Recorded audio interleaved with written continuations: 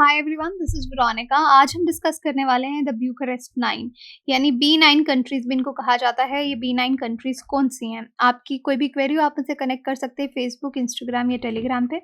PDF जो है वो आपको सिर्फ और सिर्फ मेरे टेलीग्राम चैनल पे ही मिलेगा। अगर आप स्टडी IQ का कोई भी कोर्स लेना चाहते हैं तो आप मेरा डिस्काउंट कोड 033 यूज़ कर सकते हैं for 33% discount. Now coming to this topic, international relations में ये टॉपिक आपका कवर होता है मेंस पेपर 2 और प्रीलिम्स में B9 कंट्रीज पर डायरेक्ट सवाल आ सकता है। तो आपको मालूम होना चाहिए कि B9 कंट्रीज क्या हैं।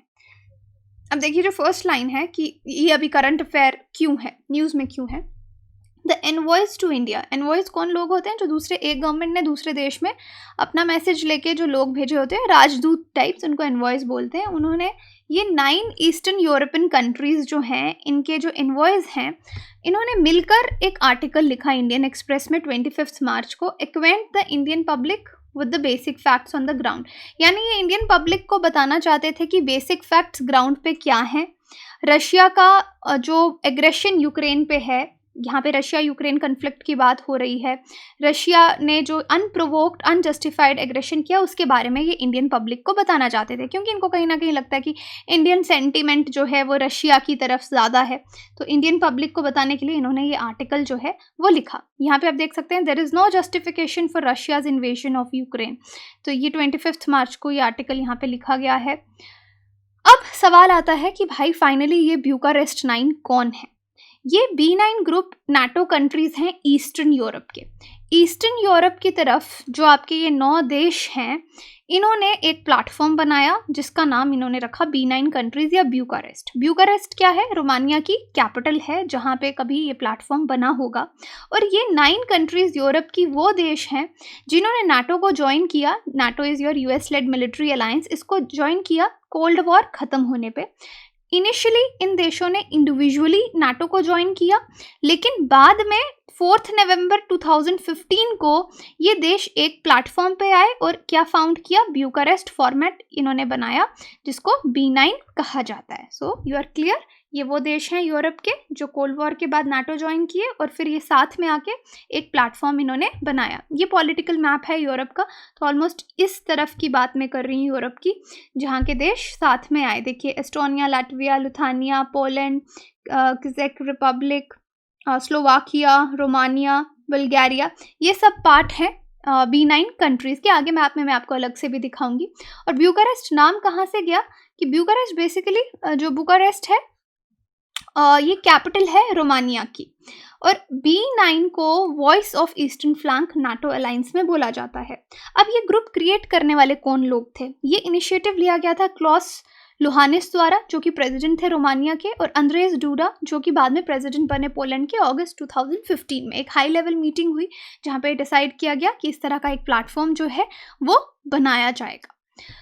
इस ग्रुप को, इस इनिशिएटिव को जब क्रिएट किया गया, इसका मकसद क्या था? इसका मकसद यही था कि ये डायलॉग और कंसल्टेशन जो है एलाइड स्टेट्स के साथ, जो वेस्ट के साथ अपने रिलेशंस अच्छे करना चाहते हैं, अपनी सिक्योरिटी, देश की सिक्योरिटी को एकदम सिक्योर रखना चाहते हैं कि कोई प्रॉब्लम ना हो नाटो मेंबर्स के साथ मिलके, और अल्टीमेटली अपने रिश्ते उनके साथ अच्छा करना चाहते हैं।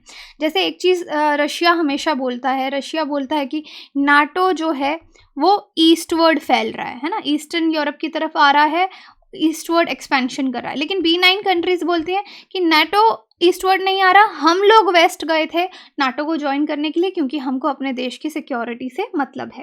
तो इस तरह के जो बयानबाजी है वो हमें आते हुए नज़र आती है। इसकी कॉम्पोजिशन के बारे में भी बात करेंगे। तो देखिए, इसमें कौन कौन से मेंबर्स हैं B9 में। ये this slide is very important कि आपको ये मालूम होना चाहिए कि ये 9 कंट्रीज़ जो हैं ईस्टर्न यूरोप की, these are the part of B9 Bucharest platform. Romania, Poland, Hungary, Bulgaria, चेक रिपब्लिक, स्लोवाकिया और 3 बाल्टिक स्टेट्स रिपब्लिक्स जो हैं आपकी, एस्टोनिया, लाटविया, लिथुआनिया, ये सब पार्ट हैं जिनको हम B9 बोलते हैं। तो सी, दिस इज़ 1 मैप में, 2, 3, 4, this is the 5th, 6th, 7th, 8th and Bulgaria 9th। तो मैप में आप यूरोप के मैप में देख सकते हैं कि यहाँ पे ये नाटो के मेंबर्स हैं। इसके बाद आपका बेलारूस, यूक्रेन आता है और यहाँ पे देखिए फिनलैंड का बॉर्डर भी रशिया से लग रहा है। तो रशिया को यही लगता है कि नाटो जो है वो काफ़ी क्लोज आ चुका है रशिया के। तो अब यूक्रेन भी ज्वाइन करने का बोल रहा था, और यूक्रेन का तो काफ़ी लंबा बॉर्डर शेयर होता है रशिया के साथ, इसलिए अभी ये कॉन्फ्लिक्ट का एक रीज़न नाटो का ईस्टवर्ड एक्सपेंशन माना जा रहा है। यूक्रेन ज्वाइन करना चाहता था इनिशियली, इसलिए ये कॉन्फ्लिक्ट हमको देखने को मिल रहा है। So you should be clear about who are this B9 countries. अब ये जितने भी 9 कंट्रीज हैं ना, एक समय ऐसा था कि ये डिसॉल्व हुई थी सोवियत यूनियन से, और बाद में इन्होंने डेमोक्रेसी का रास्ता चूज कर लिया था। एक बार मतलब क्लोजली एसोसिएटेड थी ये USSR के साथ, इनकी सारी की सारी डिसॉल्व नहीं हुई थी, बट USSR के साथ, सोवियत के साथ इनका एक टाइम पे बहुत अच्छे रिलेशंस थे। लेकिन आज ये B9 जो हैं ये यूरोपियन यूनियन के पार्ट हैं और नाटो का भी पार्ट हैं। यूरोपियन यूनियन का भी मेंबर है और नाटो का भी मेंबर हैं। अब जैसे रोमानिया हो गई, दिस इज रोमानिया, पोलैंड हो गई, ओके, हंगरी, बल्गेरिया, ये एक टाइम पे इन्होंने वॉर्सो पैक्ट भी ज्वाइन किया था। आज तो वॉर्सो पैक्ट नहीं है, वॉर्सो पैक्ट भी मिलिट्री अलायंस था जो सोवियत यूनियन चला रही थी। जिस तरह से नाटो अमेरिका के हेड उसको अमेरिका ही कर रहा है, राइट, तो उसके अगेंस्ट, नाटो के अगेंस्ट वॉर्सो पैक्ट बनाया गया था। ये मैंने अपनी डिटेल्ड बाकी की वीडियोस में बताया है। तो आज वॉर्सो पैक्ट नहीं है, डिसॉल्व हो चुका है, लेकिन आपका रोमानिया, पोलैंड, हंगरी और बुल्गारिया जो है ये फॉर्मर सिग्नेटरीज थे वॉर्सो पैक्ट के। और उस टाइम बाकी वॉर्सो पैक्ट की कंट्रीज़ बहुत ज़्यादा थी, जैसे चेकोस्लोवाकिया हो गई, ईस्ट जर्मनी हो गई, अल्बानिया हो गई, और जो ये वाले 3 आपको बाल्टिक स्टेट्स दिख रहे हैं, एस्टोनिया, लाटविया और लिथुआनिया, ये पहले USSR का हिस्सा थे। ठीक है, अब देखो USSR का हिस्सा थे और आज ये सब नाटो का हिस्सा बन चुके हैं। तो this is the brief history about these countries. तो यहाँ पे आपको जो मैंने समझाया मैप पे, वही चीज़ इस स्लाइड पे आपको लिखी हुई मिलेगी कि कौन वॉर्सो पैक्ट का मेंबर था, कौन यूरोपियन यूनियन का मेंबर है आज। अब ऑपोजिशन टू पुतिन, पुतिन का ऑपोजिशन क्यों कर रहे हैं? B9 कंट्रीज जो हैं वो व्लादिमीर पुतिन के एग्रेशन जो यूक्रेन में 2014 से शुरू हुआ है उसको कब से क्रिटिसाइज़ कर रहे हैं। डॉनबास रीजन में भी जो रशिया ने किया, उसके बाद क्रीमियन पेनिनसुला को भी एनेक्स कर लिया। तो इस सब को अपोज ये B9 कंट्रीज मिलके एक आवाज़ में करते हैं, अपोज करते हैं। और जब से रशिया ने अब ये इन्वेजन शुरू किया है यूक्रेन का, 24 फेब को ये शुरू हुआ था, तब से B9 कंट्री वॉर्सो में भी मिली हैं, इनकी मीटिंग्स हुई हैं और सबने क्रिटिसाइज़ किया है रशिया को। और दूसरी तरफ जो ज़ेलेंस्की हैं, उन्होंने अपील की है B9 कंट्रीज़ को कि आप हमको डिफेंस एड दीजिए, सैंक्शंस लगाइए रशिया पे। वो लगातार जो हेल्प है B9 कंट्रीज से मान रहे हैं कि हमको एक एंटायर वॉर कोलिशन बनाने की ज़रूरत है ताकि कोई देश यूं ही किसी पे अटैक ना करे। तो यही सारी स्टोरी है इन B9 कंट्रीज़ की कि क्या इनकी ब्रीफ हिस्ट्री USSR के साथ क्या रही है, आज ये कंट्रीज़ कौन है, क्या रिलेशन इनका रशिया के साथ और वेस्ट के साथ है।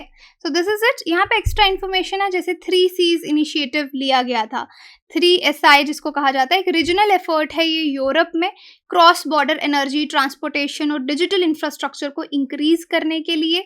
जैसे इसमें इकोनॉमिक डेवलपमेंट ये बूस्ट करना चाहते हैं किन एरियाज में, जो 3 सीज के बीच में आता है। ये 3 सीज कौन सी आपकी? एड्रियाटिक सी है, बाल्टिक सी है, ब्लैक सी है।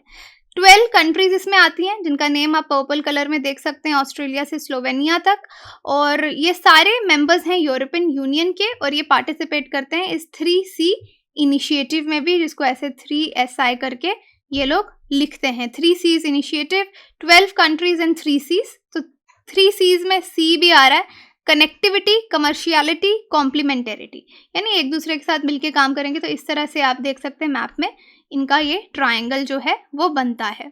नॉर्मल सी बात है। यहाँ पे B9 कब फॉर्म हुआ, डेट तो मैंने आपको बता दी, जो बेसिकली क्रिमिया को एनेक्स किया था रशिया ने यूक्रेन से 2014 में, उसको क्रिटिसाइज करने के लिए ये सब एक प्लेटफॉर्म पे आए थे और अपना जो ऑर्गेनाइजेशन है ईस्टवर्ड एक्सटेंड करने का ये सोच रहे थे। अब ये सोच रहे थे कि हम यूक्रेन को, मोल्डोवा को, जॉर्जिया को भी इसमें इंक्लूड करेंगे, क्योंकि यूक्रेन देखिए यूएस के लिए और ईयू यानी यूरोपियन यूनियन के लिए इसकी बहुत इंपॉर्टेंस है। अब B9 because it is a buffer between western world and Russia, तो आप देख सकते हैं इसलिए बिल्कुल रशिया नहीं चाहता था कि यूक्रेन B9 या नाटो या इसका किसी का भी हिस्सा बने। तो यहीं से कॉन्फ्लिक्ट शुरू हुआ है। So I am giving you insights कि कब क्या हुआ। तो एग्जाम पर्सपेक्टिव से जो टॉपिक्स मैंने आपके लिए बनाए आप देख सकते हैं, नाटो क्या है ये आपको डिटेल में पता होना चाहिए, रशिया क्यों नाटो को पसंद नहीं करता यही कॉन्फ्लिक्ट का रीज़न है, और फिर यूक्रेन कॉन्फ्लिक्ट, एक मिन्स्क अग्रीमेंट भी बीच में साइन हुआ था जो फेल हो गया। फिर यूक्रेन जो है यूरोपियन यूनियन भी ज्वाइन करना चाहता है, तो यहाँ से सवाल आ सकता है यूरोपियन यूनियन ज्वाइन करने का क्या प्रोसेस है। तो दिस इज ऑल्सो इंपॉर्टेंट और एक आज का टॉपिक हो गया। क्वेश्चन आपके लिए, which of the following is the capital of Romania? Moscow, Minsk, Bucharest, Baku. आप मुझे कमेंट सेक्शन में बता सकते हैं, टेलीग्राम में पोल में पार्टिसिपेट करके आंसर जान सकते हैं। बाकी कोर्सेज के लिए you can visit our website. Thank you so much.